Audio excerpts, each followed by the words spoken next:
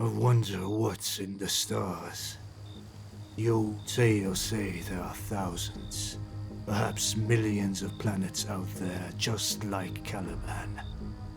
They say Terra is one of them. It is strange, don't you think, that every child born of Caliban knows the name of Terra?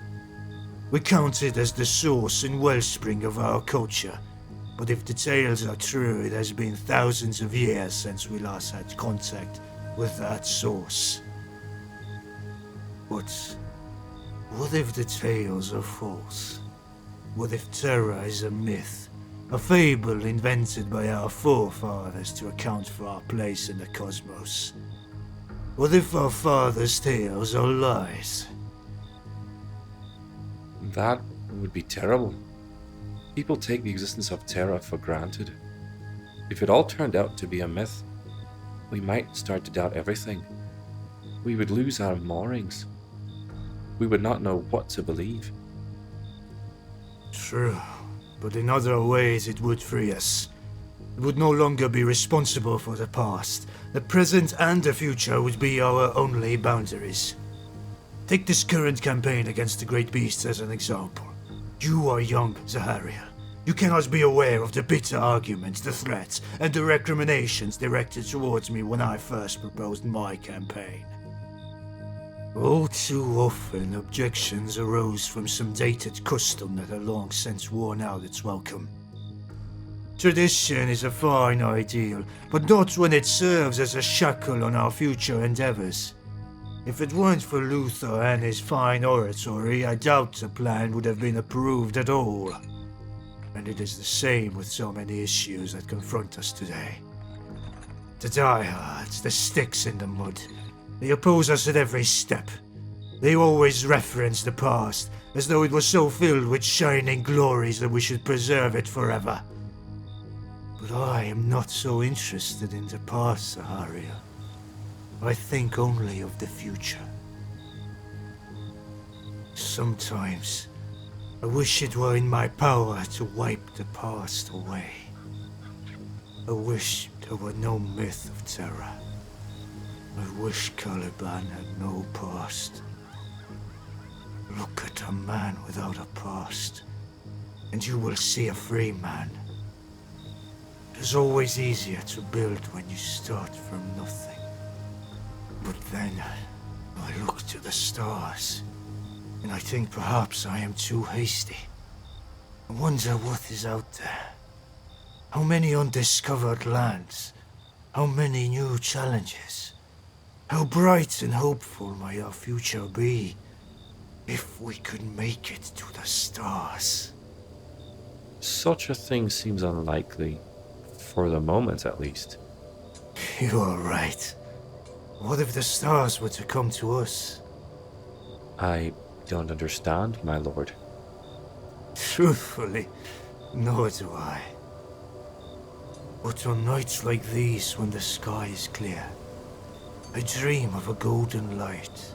I dream of all the stars of the heavens, descending upon Caliban, changing our world forever. The stars coming down to Caliban. Do you think it means something? Who knows? I feel as though I should understand. But every time I sense a connection to that golden light, it fades. I am left alone in the dark. In any case, the stars are denied to us, so we will build the future here on Caliban. If we are to be bound to this world, and we will not allow that to limit our vision. This land will be our paradise, Zahariel. This is where we will build a bright new future. That's a noble aim, my lord. An aim worth committing our lives to. Aye, that it is. Good. I'm glad. The young will build this future, Zahariel. You have shown promise. You have the potential to be a true son of Caliban, a crusader, not just against the beasts, but against every other evil that plagues our people. Does that seem a worthy purpose to you? It does. will watch your progress with interest. I believe you have great potential, and I will see if you live up to it. But enough for now. I've kept you from your duties long enough, and I too should return. It's not good form to be away for too long. People notice. My place in the Order is not just to be wise in matters of war, but to forge bonds of brotherhood among my knights. Come, Zahariel. There is much work to be done.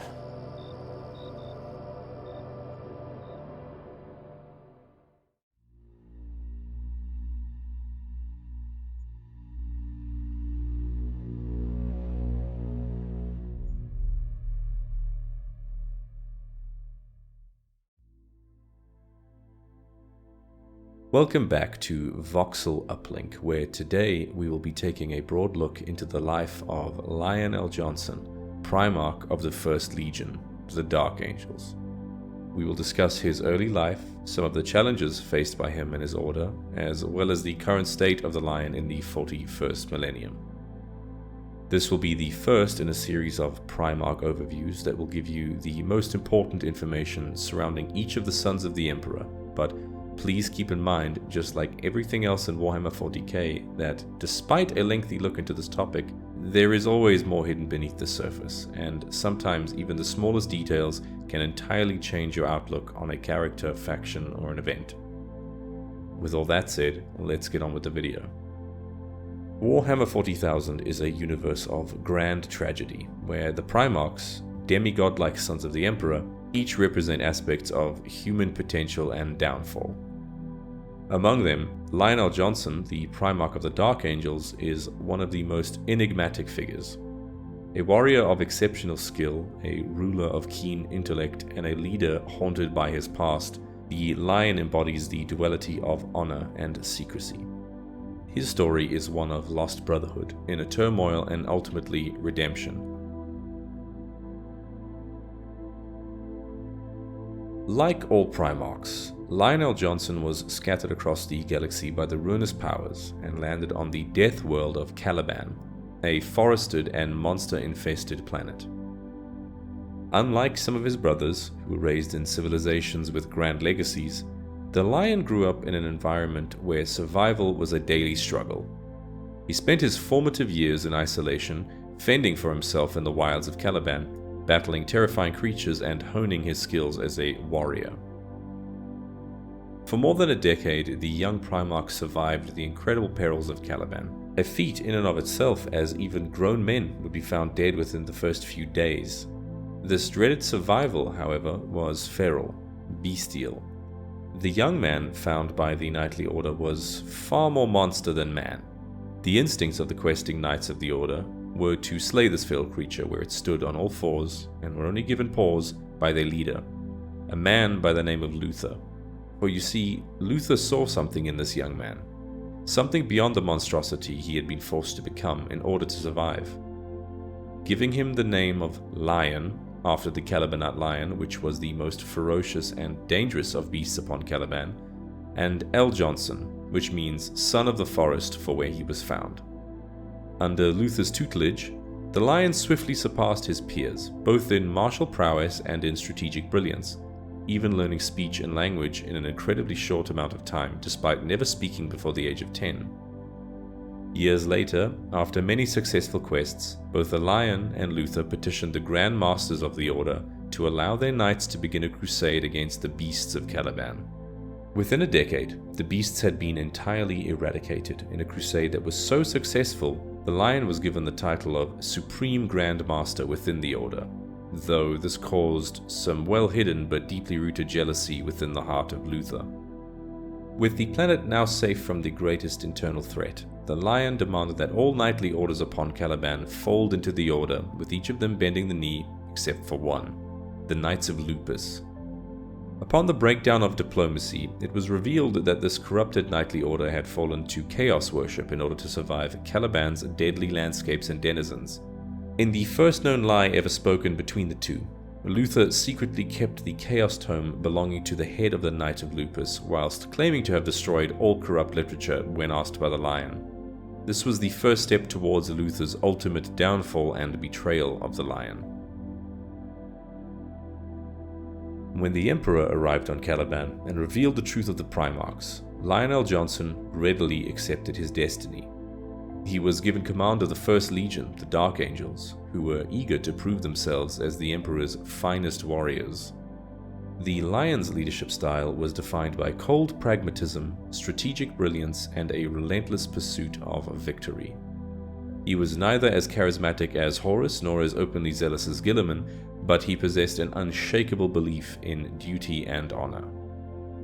During the compliance of Sarosh, a world whose people seemed willing and ready to be accepted into the fold of the Imperium, however whose true intentions lay rooted in chaos and corruption, the Saroshi people had smuggled a nuclear bomb aboard the ship currently housing the Lion, a large Imperial delegate, as well as a sizable amount of Darkangel Space Marines. Luther himself had discovered this, alongside notable Darkangel librarian Zahariel, and had contemplated letting the bomb detonate, the jealousy in his heart having grown immensely. However, unable to kill the man he had once called brother, the pair jettisoned the bomb into space, limiting the amount of damage that it was able to cause. The Lion, having seemingly known about the plot, did not openly ask or accuse Luther of hesitation or betrayal, but rather sent him back to Caliban alongside Zahariel and roughly 200 other Darkangel Space Marines as punishment, though some internal thoughts from the Lion suggest that he truly did want Luther to oversee Caliban's recruitment process in person, as there was no one he trusted more than his old mentor with this task.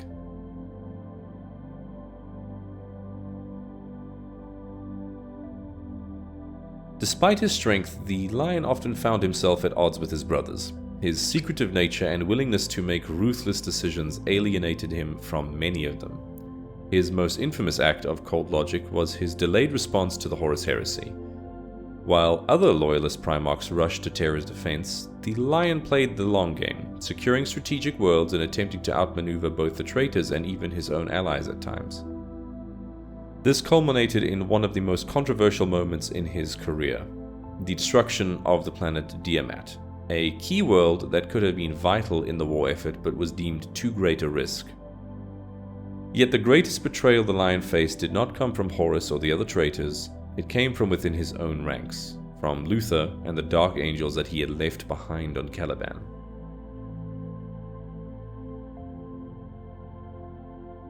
The growing rift between the Lion and Luther was a slow-burning tragedy. While the Lion led the Darkangels in the Great Crusade, Luther remained on Caliban, overseeing the homeworld and training new recruits. However, the resentment he had long harbored against the Lion had begun to fester. The Darkangels, who remained with Luther, began to question why they had been left behind, and whispers of discontent grew into outright rebellion. When the Horus heresy broke out, the Lion was too far from Terra to play a decisive role within the siege.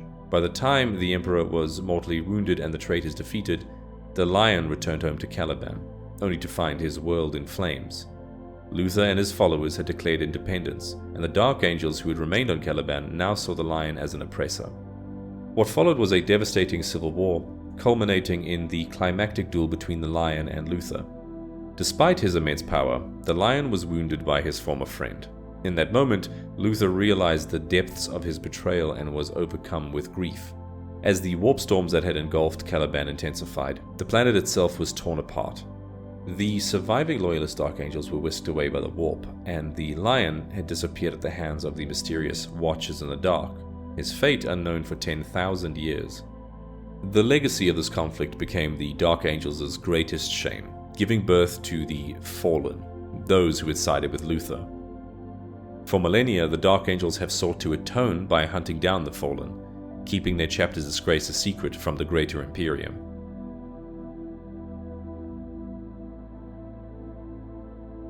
For 10,000 years, the Lion was believed to be dead or missing, yet whispers of his survival persisted. Unlike his brother Rabute Guilliman, who was placed in stasis and later resurrected, the Lion slumbered in a hidden chamber deep within the ruins of Caliban. When the Great Rift tore reality asunder, throwing the Imperium into an unprecedented level of chaos, the Lion awoke once more.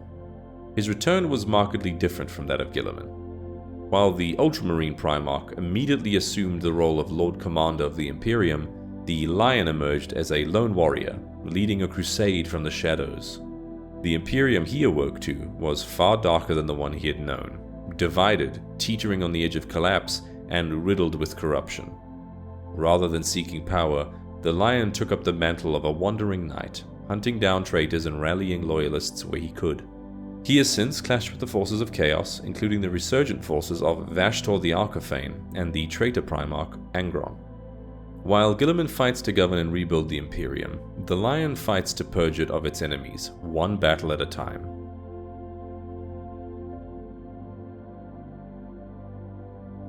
Lioneljonson is a character defined by secrecy, internal struggle, and an unyielding sense of duty.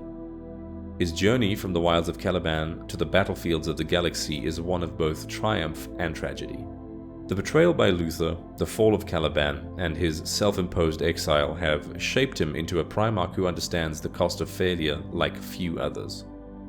His return to the Imperium is not just the return of a hero, but the resurgence of a relentless warrior whose methods may be harsh, but whose loyalty to humanity remains absolute. As Warhammer 40k continues to evolve, the role of the Lion will undoubtedly grow. Will he reconcile with Guilliman? Will he uncover the deeper secrets about the Imperium's past? Or will his relentless pursuit of justice drive him down a path of further isolation? One thing is for certain, the Lion is awake, and the galaxy will never be the same.